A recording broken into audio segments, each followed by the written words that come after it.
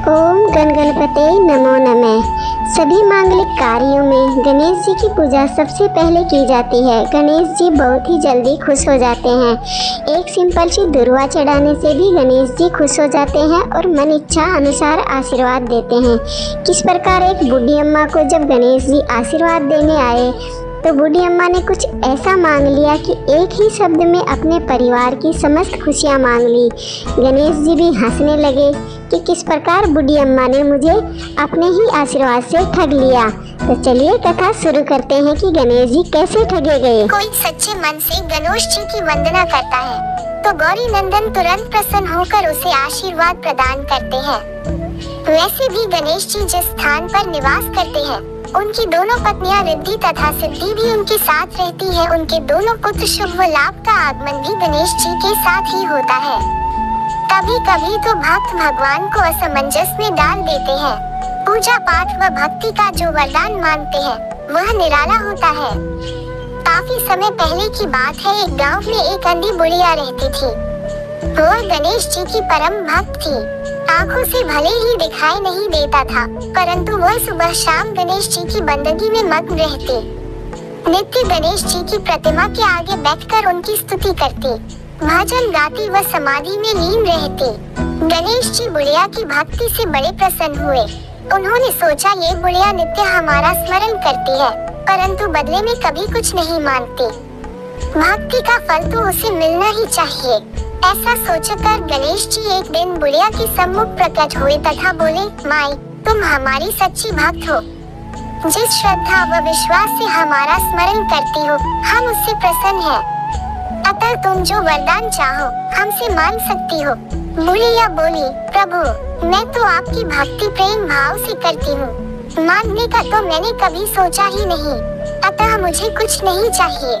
गणेश जी पुनः बोले, हम वरदान देने के लिए आए हैं। बुढ़िया बोली, हे सर्वेश्वर मुझे मांगना तो नहीं आता, अगर आप कहें तो मैं कल मांग लूंगी। तब तक मैं अपने बेटी व बहू से भी सलाह मशवरा कर लूंगी। गणेश जी कल आने का वादा करके वापस लौट गए। बुढ़िया का एक पुत्र व बहू थे। बुढ़िया ने सारी बात उन्हें बताकर सलाह मांगी।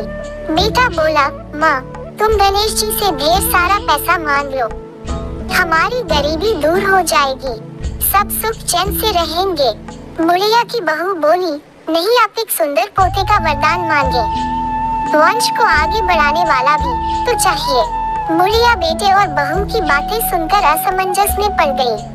उसने सोचा ये दोनों तो अपने अपने मतलब की बातें कर रहे हैं। बुढ़िया ने पड़ोसियों से सलाह लेने का मन बनाया।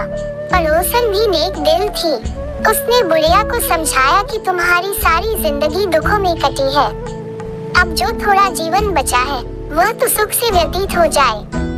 धन अथवा पोते का तुम क्या करोगी? अगर तुम्हारी आंखें ही नहीं है तो ये संसारिक वस्तुएं तुम्हारे लिए व्यर्थ है, अतः तुम अपने लिए दोनों आंखें मांग लो। बुढ़िया घर लौट आई। बुढ़िया और भी सोच में पड़ गई। उसने सोचा कुछ ऐसा मांग लूं जिससे मेरा बहू व बेटे सबका भला हो, लेकिन ऐसा क्या हो सकता है? इसी उधेड़पुन में सारा दिन व्यतीत हो गया। बुढ़िया कभी कुछ मांगने का मन बनाती तो कभी कुछ, परंतु कुछ भी निर्धारित न कर सकी। दूसरे दिन गणेश जी पुनः प्रकट हुए तथा बोले, आप जो भी मांगेंगे वह हमारी कृपा से हो जाएगा, ये हमारा वचन है। गणेश जी के पावन वचन सुनकर बुढ़िया बोली, हे गणराज यदि आप मुझसे प्रसन्न हैं तो कृपया मुझे मनइच्छित वरदान दीजिए। मैं अपने पोते को सोने के गिलास में दूध पीते देखना चाहती हूँ। बुढ़िया की बातें सुनकर गणेश जी उसकी सादगी व सरलता पर मुस्कुरा दिए। बोले, तुमने तो मुझे ठग ही लिया है। मैंने तुम्हें एक वरदान मांगने के लिए बोला था, परंतु तुमने तो एक वरदान में ही सब कुछ मांग लिया। तुमने अपने लिए लंबी उम्र तथा दोनों आंखें मांग ली है।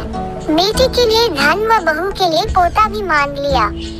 पोता होगा, ढेर सारा पैसा होगा, तभी तो वह सोने के गिलास में दूध पिएगा। पोते को देखने के लिए तुम जिंदा रहोगी, तभी तो देख पाओगी। अब देखने के लिए दो आंखें भी देनी ही पड़ेंगी। फिर भी वह बोले, जो तुमने मांगा वे सब सत्य होगा। यूं कहकर गणेश जी अंतर्ध्यान हो गए। कुछ समय पाकर गणेश जी की कृपा से बुढ़िया के घर पोता हुआ। बेटी का कारोबार चल निकला तथा बुढ़िया की आंखों की रोशनी वापस लौट आई। बुढ़िया अपने परिवार सहित सुखपूर्वक जीवन व्यतीत करने लगी। अगर आपने चैनल को सब्सक्राइब नहीं किया है तो चैनल को सब्सक्राइब ज़रूर कर लीजिएगा।